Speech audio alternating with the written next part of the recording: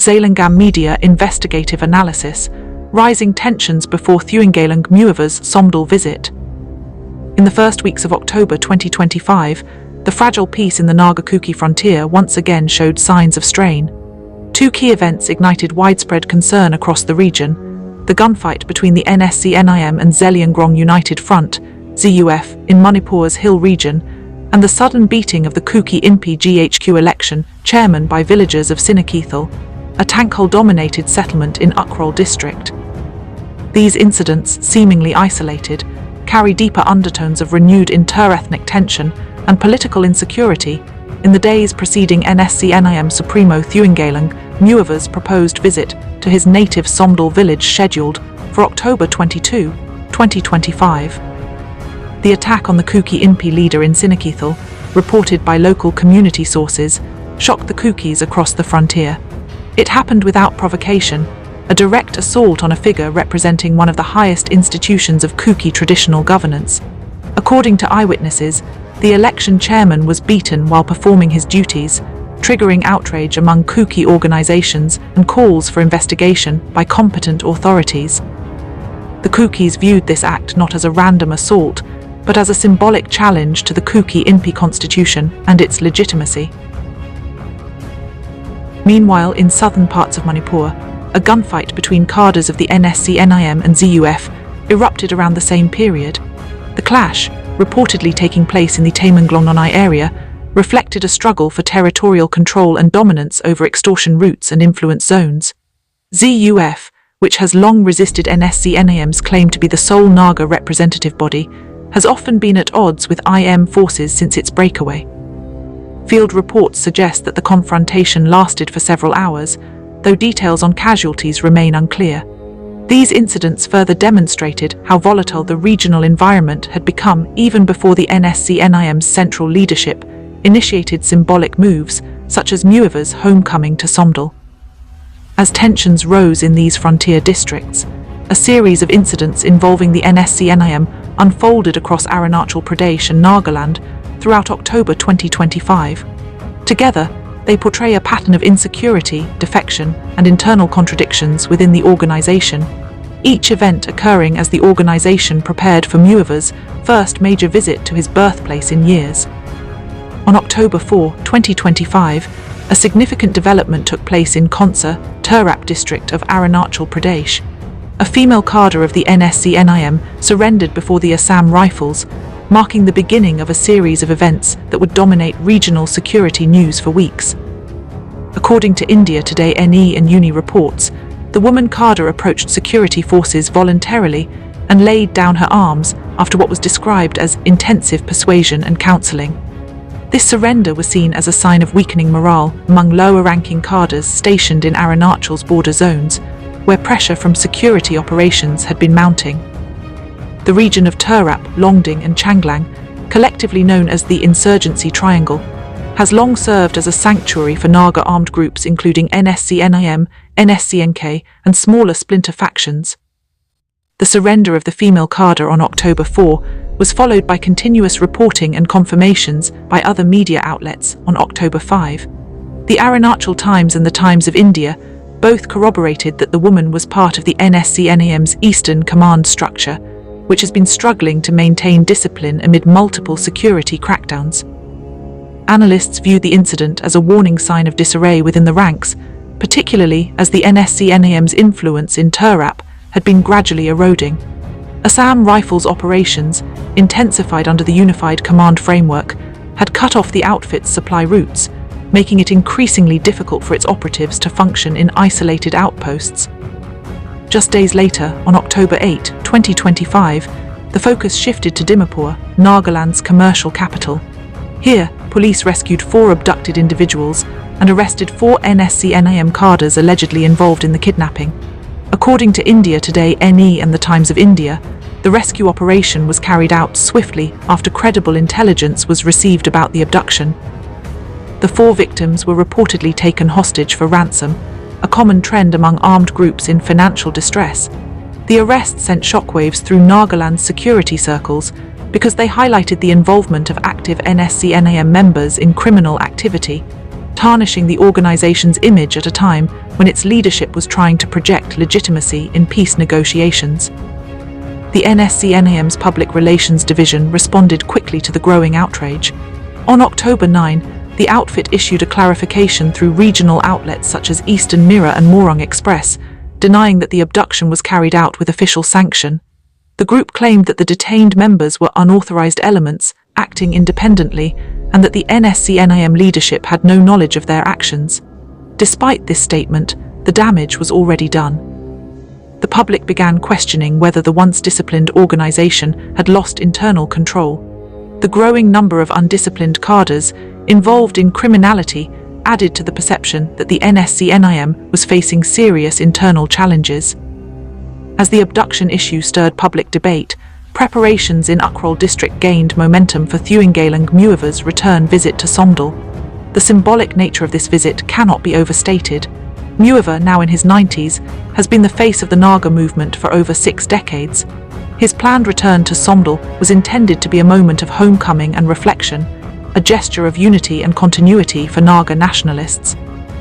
Local reports from EPOW and the Federal indicated that village committees and Tangkhul civil society organizations were making extensive arrangements for his reception. However, the timing of the visit, coinciding with multiple negative developments involving NSCN-IM cadres, cast a shadow of unease. Security agencies expressed concern that splinter groups or rival outfits might exploit the event to stage provocations. Moreover, inter-ethnic relations between Tangkhuls and Kukis in Ukhrul district had become fragile after repeated incidents of aggression, including the Sinakeithel beating case earlier in the month. To understand the sensitivity surrounding the Somdal visit, one must view it within the broader context of NSCN-IM's declining political leverage.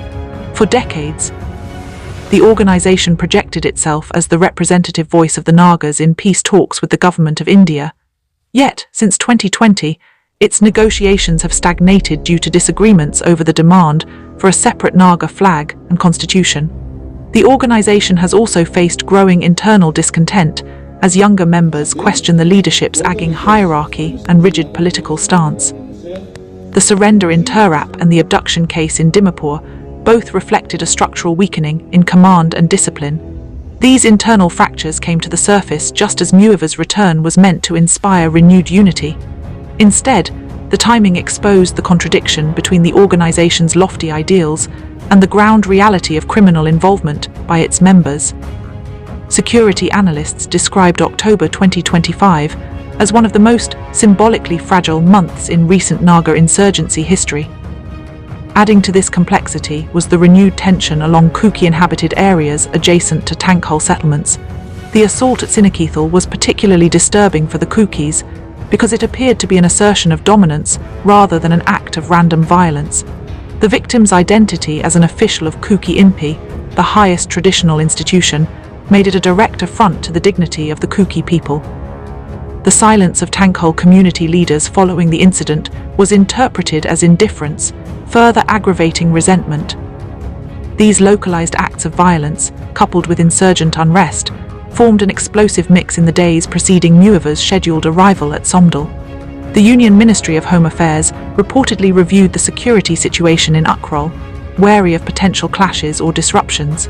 Police and Assam Rifles units were placed on heightened alert, while coordination meetings were held with the state administration to ensure that the visit proceeded peacefully. Observers from local news networks noted that while Tangkhul civil groups publicly welcomed Muivah's visit as a historic occasion, others in neighboring communities saw it as a show of political defiance at a time when NSCN-IM's activities were under criticism. The optics of the visit, an agging revolutionary returning to his birthplace amidst turbulence, symbolized both the endurance and the uncertainty of the Naga political movement. By mid-October, internal communications within NSCN-IM revealed that the leadership was aware of the negative press. Statements were drafted to reinforce the organization's commitment to peace and order, emphasizing that rogue elements should not define the movement's character. However, the persistence of extortion, kidnappings, and intergroup rivalries made such assurances sound hollow. In Nagaland and Arunachal, local populations had grown weary of the parallel taxation and coercive tactics employed by various Naga groups. The surrender of cadres, once seen as betrayal, had become an accepted reality. As the date of October 22 approached, the mood across the region was one of guarded anticipation. Somdal, Muivah's native village, became the focal point of attention. Roads were repaired, security cordons established, and villagers prepared to welcome their Aging leader with traditional songs and prayers. Yet the broader question loomed: could the symbolic power of this visit reverse the declining influence of NSCN-IM? In analysing the pattern of events, a few key observations emerge. First, the incidents of early October show that the organization's territorial and operational control in Arunachal and Nagaland is diminishing. Second, the public relations response to the Dimapur abduction case revealed a crisis of credibility, undermining the leadership's authority. Third, the Sinakeithel incident signaled the re-emergence of communal fault lines between Tangkhul and Kuki populations, lines that the NSCN-IM leadership has often been accused of exploiting for political ends. While the organization projects unity, the truth is that the movement stands at a crossroads. The younger generation of Nagas has grown skeptical of prolonged armed struggle, demanding socio-economic progress instead. Within the NSCN-IM itself, morale fluctuates as cadres question the leadership's direction and the relevance of its demands in modern India's political landscape. The convergence of all these developments before Muivah's visit underscores how delicate the situation has become. A single incident, whether another clash, surrender, or inter-ethnic provocation, could ignite wider instability. Local observers have cautioned that any perceived aggression from either side, Tangkhul or Kuki, could spiral into retaliation, destabilizing the fragile peace that still holds in parts of Manipur's hill districts. As of now, the Sinakeithel assault remains unresolved. Kuki organizations continue to demand justice and accountability, urging both civil and administrative bodies to intervene before public anger transforms into collective action. On the insurgency front, the gunfight between NSCN-IM and ZUF stands as a reminder that multiple armed actors continue to operate with conflicting agendas despite ceasefire agreements and ongoing dialogues. In essence, October 2025 is a month that exposed the paradoxes of power and vulnerability in the region.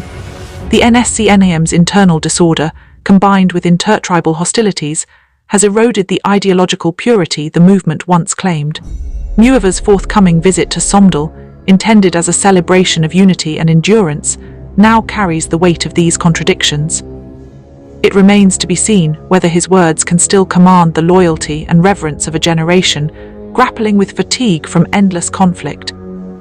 As the hills of Ukhrul prepare to receive the veteran revolutionary, one truth stands out: the region stands at a moral and political crossroads.